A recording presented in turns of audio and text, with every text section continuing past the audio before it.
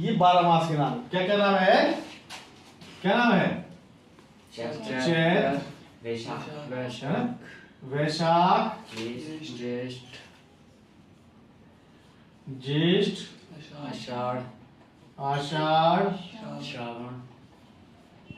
श्रावण,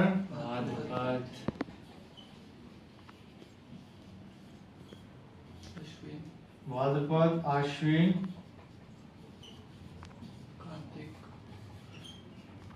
कार्तिक, मार्गशीर्ष,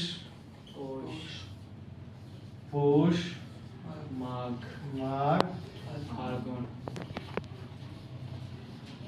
फाल्गुन। ये 12 महीने, ठीक है। तो कहते फिर इनके वैदिक नाम है, क्या बोला है? चैत्र, मधु, वैशाख, माधव, क्या है? माधव, ज्येष्ठ, शुक्र, आषाढ़, शुचि, श्रावण, नभ, और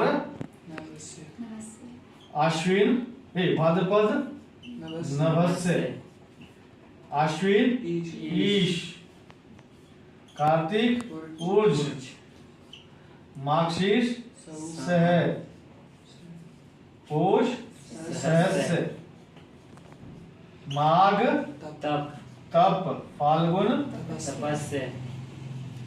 तपस्य। ये 12 महीने के नाम गिनाए गए, ठीक है। किसके कितने महीने के नाम है? 12। चैत्र, वैशाख, जेठ, सारे 12 महीने के नाम हो, ठीक है। समझिए। फिर इससे अगला क्रम क्या है? अगला श्लोक क्या बोलता है? फिर कहते हैं इन मास से ऋतु में बनाई गई है, ठीक है। अब इसमें एक बात और समझने वाली है, ठीक है, कि भाई सूर्य प्रवेश करता है, कैसे प्रवेश करेगा? इसमें जो अगले वाला कारिका है या अगले वाला श्लोक है उसमें क्या बोला है? देखो, मृगादि राशि द्वय भानु योगात, ठीक है। मृगादि राशि द्वय भानु योगात षड ऋतवः स्युः शिशिरो वसन्तः ग्रीष्मश्च वर्षाश्च शरश्च तद्वत् हेमंत नामना कथितश्च षष्ठः, ठीक है। कहता है कि मृगादि राशि 2 से, ठीक है ना। मृगादि जो मृगादि राशि है ना, मृग। अब इसी में 12 राशियां भी है, इनमें 12 राशियों का भोग भी है, ठीक है ना। एक महीने भोग रखता है, ठीक है ना। यहाँ मकर कुंभ, यहाँ चैत्र में चैत्र मीन, वैशाख से शुरू होता है, ठीक है ना। मेष, वृष, मिथुन, ठीक है, कर्क। जब सूर्य मीन राशि पे है तो कौन सा महीना होगा? चैत्र। सूर्य मेष राशि पे है तो कौन सा महीना होगा? वैशाख। या वैशाख जब होगा तो सूर्य मेष राशि में होगा, हमको जानकारी हो जाएगी ये बात वैशाख महीना है या मेष है, दोनों एक दूसरे के पराये बचे। अगर वैशाख महीना हमको पता है तो हमको पता है कि वही सूर्य मेष राशि में है, या हमको पता है मेष राशि है तो हमको जानकारी हो जाएगी कि ये वैशाख महीना चला हुआ है, ठीक है। जब राशि परिवर्तन करेगा, मेष से वृष में जाएगा, संक्रांति हो जाएगी, ठीक है ना, अगली राशि में प्रवेश करेगा, ठीक है। फिर कर्क में श्रावण, ठीक है। फिर सिंह राशि में सूर्य जाएगा, ठीक है ना। फिर भाद्रपद कन्या में जाएगा, आश्विन तुला में, कार्तिक और वृश्चिक में, मार्गशीर्ष धनु में, पौष, ठीक है ना। मकर में माघ, जब मकर संक्रांति होती है, ठीक है ना, 14 जनवरी को। कब होती है? 14 जनवरी को मकर संक्रांति। और फाल्गुन कुंभ, कुंभ में फाल्गुन, कुंभ में क्या होता है? फाल्गुन। ये 12 महीने 12 राशि के, ये समझे। अभी जो श्लोक आने वाला है, ये जो श्लोक कह रहा है वो क्या कह रहा है? मृगादि राशि द्वय भानु योगात् षड ऋतवः स्युः शिशिरो वसन्तः ग्रीष्मश्च वर्षाश्च शरश्च तद्वत् हेमंत नामना कथितश्च षष्ठः। ये 6 ऋतुएं कही गई है। कहां से कही गई है? कहते हैं मकर आदि राशि में, कहते मकर से शुरू करने पर, कहां? मकर से शुरू करने पर राशि द्वय भानु योगाद, 2 राशियों पर सूर्य के जाने से, ठीक है ना? 2 राशि पर भानु से हम शुरू करेंगे, जब सूर्य मकर राशि में जाएगा वहां से शुरू होगी ऋतुएं, और 2 द्वारा का क्रम बनेगा। 2 राशि पर जाएगा एक ऋतु बनेगी, 2 राशि पर जाएगा दूसरी ऋतु बनेगी, 2 राशि पर जाएगा तीसरी ऋतु बनेगी, 2 राशि पर जाएगा चौथी, 2 राशि पर जाएगा पांचवी, अगली 2 पर जाएगा छठी। तो ऋतुएं 6 की है। तो कहां से शुरू करना है? मकर से शुरू करना है। इन 2 पे गया, मकर कुंभ पे गया एक ऋतु, ठीक है? फिर क्या है? मीन मेष में गया दूसरी ऋतु, ठीक है ना? वृश्चिक मिथुन पे गया तीसरी ऋतु, कर्क सिंह पे गया चौथी ऋतु, कन्या तुला पे गया पांचवी ऋतु, वृश्चिक धनु पे गया छठी ऋतु। ऋतु में 6 है। अब कौन कौन सी है? कहते हैं पहली ऋतु कौन सी है? पहला है शिशिर। पहली कौन सी है? शिशिर। फिर क्या है? वसंत। फिर क्या है? वसंत। वसंत के बाद ग्रीष्म। ग्रीष्म के बाद वर्षा। वर्षा के बाद शरद। शरद के बाद हेमंत। शरद के बाद कौन सी है? हेमंत। ये 6 ऋतुएं। आगे ना कितनी ऋतुएं हैं? ये 6 ऋतुएं क्रमशः से कही गई है, ठीक है? चले आगे। फिर अगला शो क्या बोलता है? अभी इन्हीं से अयन बनेंगे, ठीक है? इनसे क्या बनेगा? इसी से ही अयन बनेगा। अयन क्या बोलता है? शिशिरा पूर्वम ऋतु त्रयम उत्तरम, ठीक है ना? शिशिरम, शिशिर से शुरू करने पर, शिशिर ऋतु से शुरू करने पर पूर्वम ऋतु त्रयम उत्तरम, शुरू की 3, एक पहली हो गई, दूसरी हो गई, तीसरी हो गई। कहते पहली, ठीक है, दूसरी और तीसरी, ये तीनों, ठीक है ना? ऋतुत्रयम हया अयनम आहुर अस्च तदा परम, कहते इसको उत्तरायण कहा गया है। इन 3 ऋतुओं क्या कहा गया है? पहले नंबर पे क्या है? शिशिर, दूसरे क्या है? वसंत, तीसरे में ग्रीष्म। इन तीनों ऋतुओं में ऋतुएं आई 3, अयन क्या बना? उत्तरायण। क्या बना? उत्तरायण। अगली कौन सी? 4, 5, 6। 4 में कौन सी है? वर्षा, शरद, हेमंत। कौन सी? वर्षा, शरद और हेमंत। इन 3 ऋतुओं पर मिलने से कौन सा अयन बना? दक्षिणायन, ठीक है ना? बड़े से छोटे में लाना है तो कहां से शुरू किया? ऋतु से, मास से शुरू किया। मास 12 थे, फिर उसको कम करके बना दिया 6 ऋतुएं। 12 से 6 ऋतु बना दिया, उसको और कम करके बना दिया 2 अयन बना दिया। कितने बना दिया? अयन। अगर खोलना है 2 अयन है, 2 अयनों में 6 ऋतुएं हैं, 6 ऋतुओं में 12 मास, 6 ऋतुओं में 12 मास कहा गया, ठीक है? समझ गया? कहते इसी को कहा गया है। अब पंक्ति क्या कहता है? निगतिता रजनी मरुताम चसा, कहते इसी को ही रजनी मरुताम दिन और रात कहे गए, ठीक है ना? किसके दिन और रात? देवताओं के दिन और रात कहे गए। उत्तरायण को, उत्तरायण जो है वो क्या है? देवों का दिन, इसी शुभ कार्य इसमें किए जाते हैं।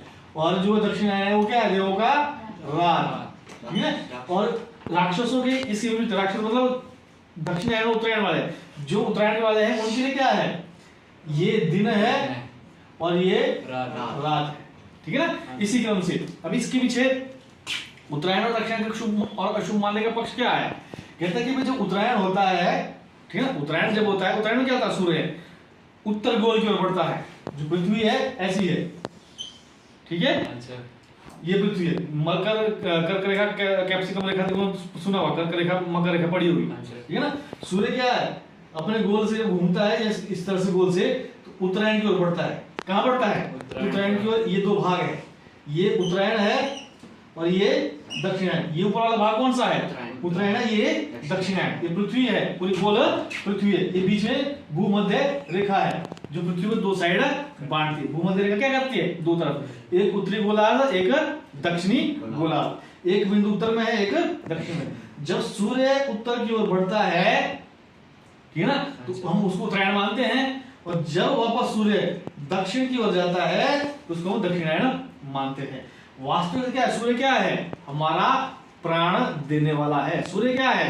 प्राण देने वाला, संचार करने वाला है। जैसे जैसे सूर्य बढ़ता है, पृथ्वी में भी प्राण आने आरंभ हो जाते हैं। पृथ्वी में नमी, संचार आता है। ऋतु कैसे बढ़ती है? देखो यहाँ से मकर से शुरू हुआ। मकर क्या होता है? एकदम सूखा होता है। सर्दी में कैसा होता है? एकदम सूखा। सर्दी में है कुछ ना, घास है ना पत्ती है, कुछ भी नहीं है, सब कैसा है? एकदम सूखा के सूखा।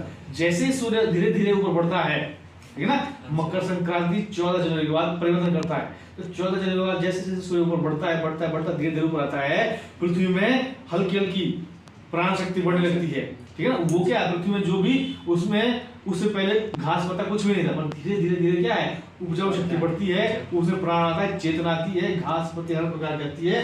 तो जब यहाँ से मकर से शिशिर जब आगे बढ़ना स्टार्ट करता है, तो 2 महीने बीतने के बाद बसंत तक को पूरे उसमें प्राण आ जाता है। बसंत ऋतु क्या है? फल फूल फल। बसंत ऋतु क्या होती है? नए कोपले फूल खिलती है, वनस्पतियां औषधियां सब नई औषधियां आती है, ठीक है। आगे बढ़ते जाएगी, ग्रीष्म ऋतु तक पूरे फ्लो में आ जाती है। ग्रीष्म ऋतु क्या होता है? जब तक ग्रीष्म ऋतु बढ़ती है, पूरे फ्लो में आती है, तब तक क्या है? उसका पूरा संचार हो जाता है, पूरे अपने विकसित रूप में आ जाती है, पूरे विकसित हो जाती है।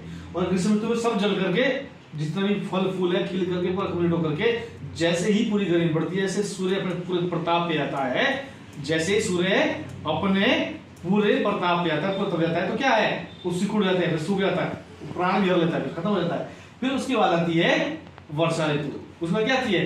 वर्षा ऋतु। तो गर्मी में जैसी सर्दी में सूर्य की गर्मी से जैसे पृथ्वी गर्म हुई होती है, प्रलय, एक तरह से प्रलय मानो उसको, गर्मी का प्रलय है, ठीक है ना। तो उसको वर्षा क्या है? फिर शांत करती है, धीरे धीरे फिर पृथ्वी ठंडी होनी आरंभ हो जाती है, और सूर्य वापस दक्षिण गोल की ओर जाना आरंभ होता है। तो जब सूर्य दक्षिण गोल की ओर जाता है, तो जो प्रक्रिया, समझे ना, जो प्रक्रिया उत्तर गोल में हुई है ना ऋतु, वो प्रक्रिया यहाँ होगी, क्योंकि दिन और रात कहाँ है? जब हमारा दिन था तो इनकी रात थी, तब यहाँ ड्राइनेस थी, तब इनके अंधकार, हमारे बसंत था, इनके पतझड़ था, हमारे लिए बसंत था तो इनके पतझड़ था।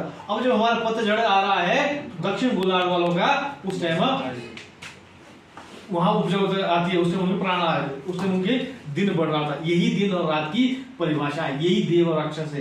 देव और राक्षस से कहने का मतलब है, हमको कहानियों के माध्यम से विज्ञान को हम तक पहुंचाना है, ठीक है ना। पुराणों के द्वारा, पुराणों में देव राक्षस की कल्पना की गई है, वो हमारे भावों में कहानियों के द्वारा ज्ञान को जन तक पहुंचाने का एक माध्यम है। क्या है? देव राक्षस कोई ऐसे नहीं है, पर हमारी भावनाओं तक पहुंचाने के लिए, ताकि हम ज्ञान को समझे, उस विज्ञान को, साइंस को समझे कि उसमें वास्तविकता क्या है। इसीलिए उनको एक कहानी रूप दे करके देव राक्षस की परिभाषा में समझा करके यहाँ तक पहुंचा है। देव राक्षस कहने का क्या मतलब है? देव राक्षस कोई मानव है, देव राक्षस केवल अपने कर्मों से गुणों में विनाश होता है, जो जैसे गुण करेगा। तो दिन और रात का मतलब, जब उत्तरी गोलार्ध सूर्य बढ़ता है तो उत्तर गोलार्ध वालों का दिन होता है, जब दक्षिण गोलार्ध पे आते हैं तो दक्षिण गोलार्ध वालों का दिन होता है। इस परिपाटी में ऊपर नीचे घूमते हैं। तो जब सूर्य हमारी ओर आ रहा है, हर काम शुभ होता है, इसलिए हम मानते हैं कि उत्तरायण में सब शुभ काम करने चाहिए। जब सूर्य वापस वर्षा में जा रहा है, शरद में जा रहा है, ठीक है ना, फिर वापस कहाँ जा रहा है? हेमंत में जा रहा है, ठीक है ना, वापस जा करके फिर और शांत, फिर वहां से आता है। और फिर और मजे की बात दोनों में देख लीजिए, जब आरंभ हो रहा है, ठीक है ना, जब उत्तरायण का आरंभ हो रहा है, तो पहला महीना जो मास आता है, वो कौन सा आता है? मकर, माघ मास। कौन सा आता है? माघ मास। उसको शिव का मास माना जाता है। किसका मास माना जाता है? शिव का मास माना जाता है। और जब ज्येष्ठ खत्म होता है, देखो मिथुन से जब चला गया, श्रावण में चला गया, कर्क राशि में सूर्य चला गया, ठीक है ना, जब वर्षा ऋतु आरंभ हुई तो श्रावण मास आरंभ हो जाता है। कौन सा मास आरंभ होता है? श्रावण मास आरंभ हुआ ना। जब उत्तरायण का आरंभ हुआ, तब भी शिव के मास से आरंभ होता है, ठीक है ना, माघ महीने से एक पक्ष का। और जब दक्षिणायन आरंभ हुआ, वो भी श्रावण शिव के मास से ही आरंभ होता है। दोनों को शिव का वास माना जाता है। नहीं समझे बात? हाँ सर। ये ऋतुओं का परिक्रमा चक्र है, ये उत्तरायण है, दक्षिणायन का लॉजिक यही है। उत्तरायण और दक्षिणायन का मतलब दिन और रात कहने का ये मतलब है कि जब सूर्य उत्तरायण में होगा तो उत्तर गोलार्ध वालों का दिन होता है, जब सूर्य दक्षिणायन में है तो दक्षिण गोलार्ध वालों का दिन है, एक दूसरे के विपरीत है। तो देव और राक्षस मतलब दोनों गुणों में एक दूसरे के भिन्न है।